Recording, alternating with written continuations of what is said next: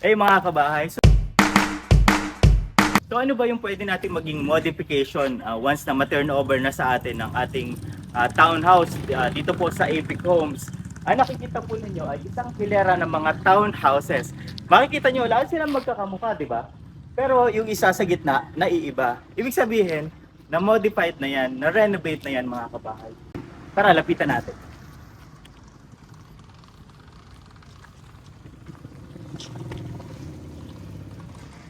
So kung makikita po ninyo, dahil meron pa tayong setback dito sa harapan, no? 1.5 pa po yan, no? 1.5 by 4. So inoccupy na yan. So hindi na natin ito sinagad dahil siyempre, meron pa tayo dito pathway, no? So ayaw naman natin yung ma-occupy pa mga kabahay, no? So makikita ninyo, iniba na niya yung exterior appearance. Yan, naglagay na siya ng tiles sa wall. I believe that's tile. And makikita nyo meron na siyang fence, no? Or yung gate. And looking at it, so it seems like meron siyang roll up. So ibig sabihin yan, gagawin niyang commercial space yung bahay niya. So magtatayo siya ng business dyan. Well, hindi natin alam, no?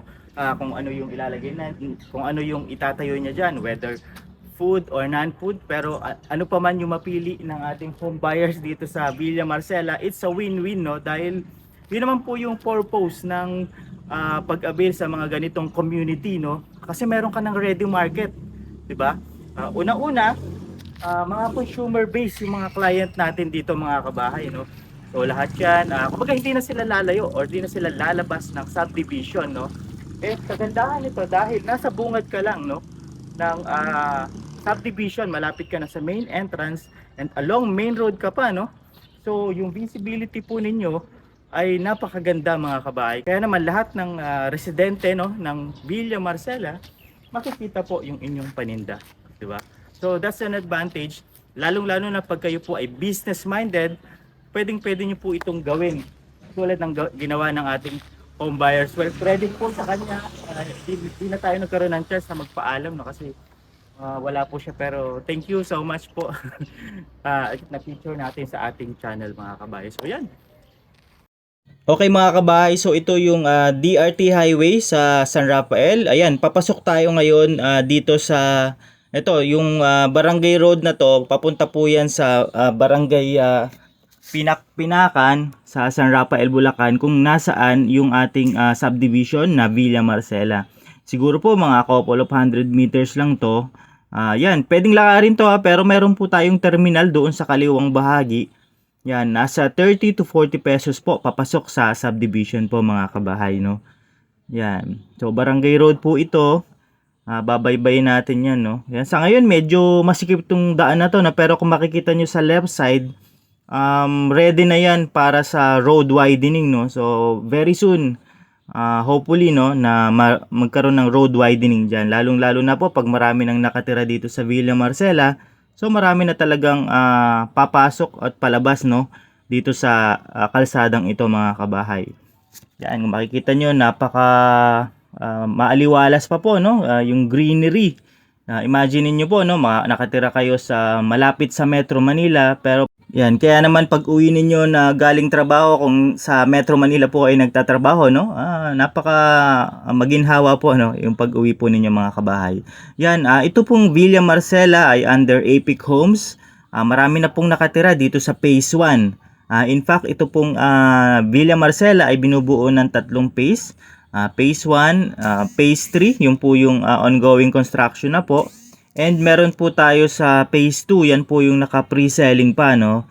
Yan, meron tayo mga na-reopen doon sa Phase 1 pero na-sold out na po, no. Kaya ang mga available na lang natin sa ngayon ay ang Phase 3 po, no. Meron po siyang equity period na between 15 months to 19 months po mga kabahay.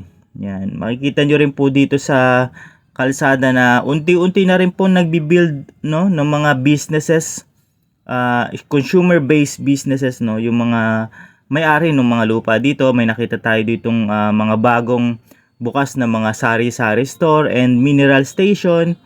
So ramdam na po nila, no, kumbaga nire-ready na rin po nila, no, yung potential na marami na nga yung magiging residente dito. So mas maganda para sa negosyo. Ito na po sa kaliwa, ito po yung Villa Marcela. Ito po yung ating facade ng subdivision. Ayun po yung ating arko, Villa Marcela. So papasok po tayo diyan. Yan. Yung model house po dito mga nasa around 200 meters lang po mula dito sa main entrance natin.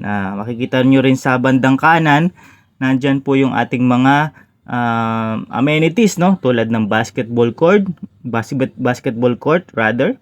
Meron din tayo diyang water supply, and nandyan po yung ating multi-purpose hall po mga kabahay. Alright.